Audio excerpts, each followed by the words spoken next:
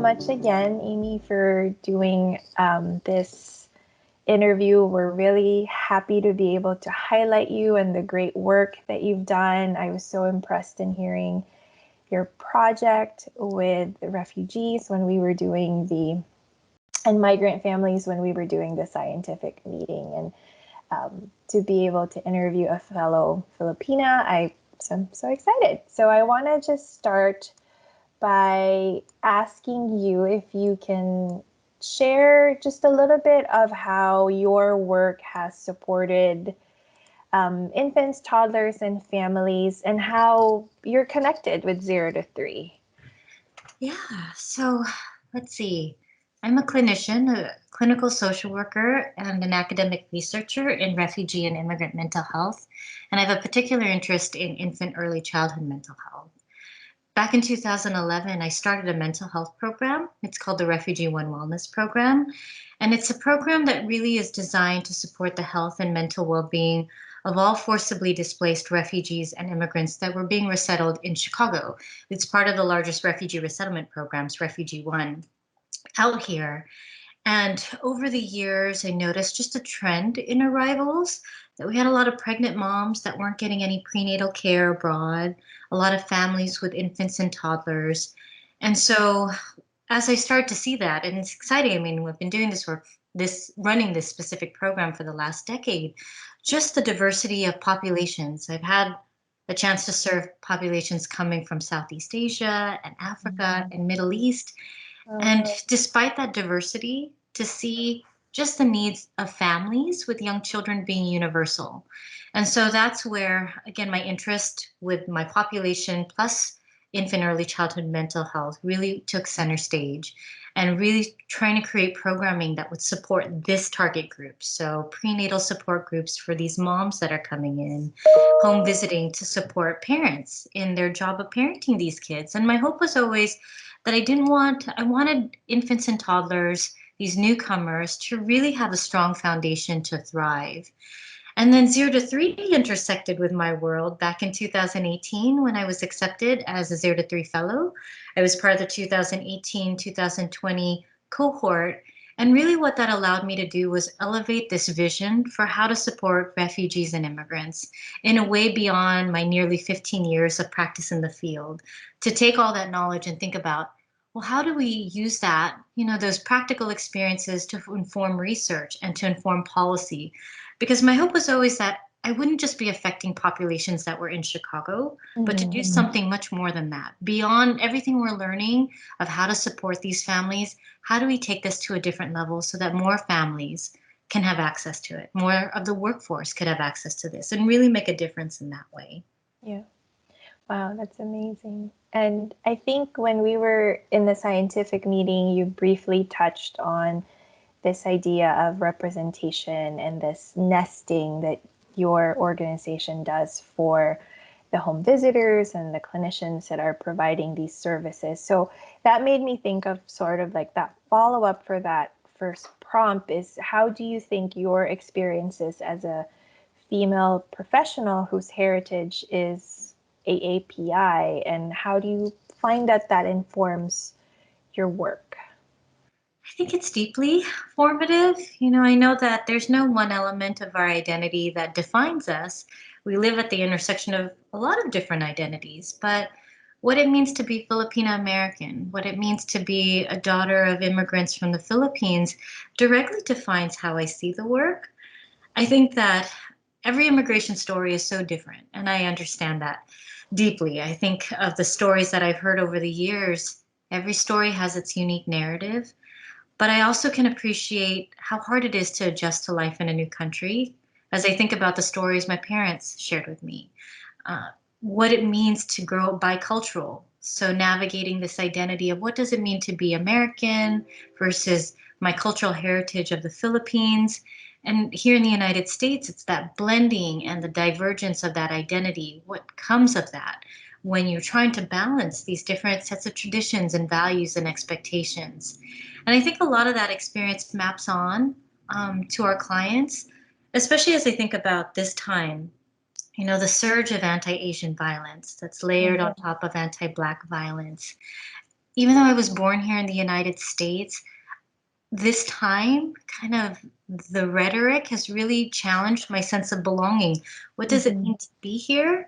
And I think that that is something that parallels the experiences of forcibly displaced refugees and immigrants, those that are living, from the communities of colors that we work with, communities of color we work with. It's that sense of, are you welcome and do you belong here? And I think that that's front and center for me. And so in the different roles that I play, it's how do I elevate that experience? How do I, even if our experiences mine are different from those that are being resettled at Refugee One, how do I ensure that those experiences, those feelings are heard and that sense of belonging and welcome can still be validated even if this rhetoric is around us?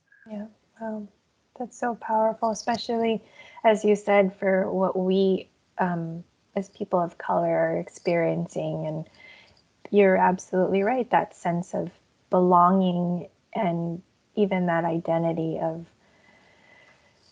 who we are is almost being called into question with all that is happening. It's personal as much as it is political. I Mm-hmm. think that as Yeah. much as we think about how do you fight anti-race violence and all of these things, it's not just an activity that's out there. It hits home. I think Yeah. about how it affects my parents and my friends, and it affects our communities. To not feel like you can go outside and freely be who you are, I think that it's a hard lesson to experience, especially being born here and growing Yeah. up here, to really start to question that. And I think that when we're able to center that experience, and I can see that experience in the people that I work with, it's just another layer of the work. So it's not just about supporting infants and toddlers and their families, but recognizing that part of supporting them is recognizing that they too are navigating this adjustment to life in a new country. Yeah. Yeah. Thank you. Yeah.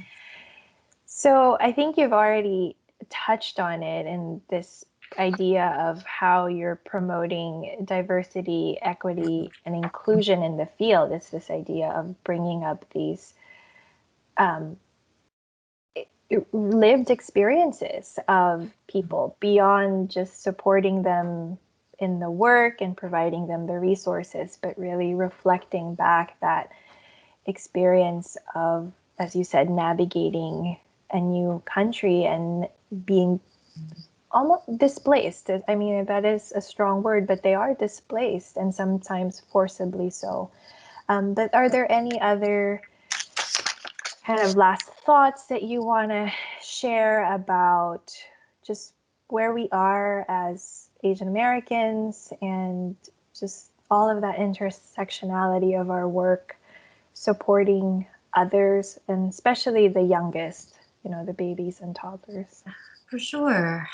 I think I go back to who I work with, and I think, for those, again, forcibly, to use that language, forcibly displaced refugees and immigrants who leave their country because they have no choice.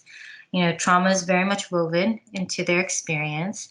And for many of them, they left their country because of race, ethnic based violence, gender based violence, anti Muslim, anti immigrant violence. And then they come to the United States and it's almost they're re experiencing it here, in a Mm-hmm. place where they believe they were going to have refuge. And many of them do. But again, it's that balance. And so where that intersects with the work is intentionally bringing up these conversations with families.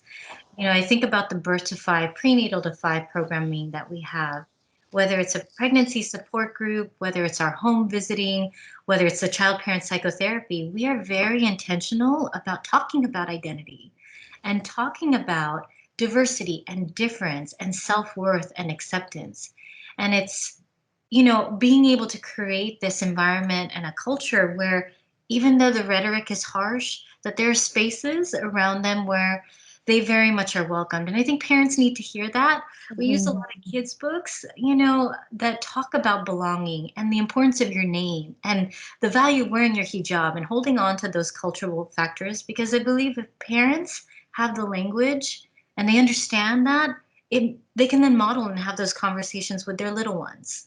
Because I think that being able to honor difference and the unique beauty of your kids is absolutely important, of making sure that they have a foundation to continue moving forward. And so there Mm-hmm. are elements of that I think that we have to directly explicitly talk about racial injustice and discrimination. And we do a lot of psychoeducation around knowing your rights. What do you do if you're stopped by ICE?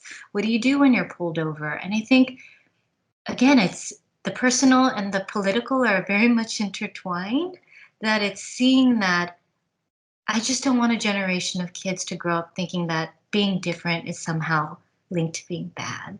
You know, that there is beauty in your culture and your language, and finding ways to give voice to that. I think 0 to 3 has been an incredible platform to really teach me how to take that deeper dive and elevate these voices in a way that it can be widespread beyond my own practice area.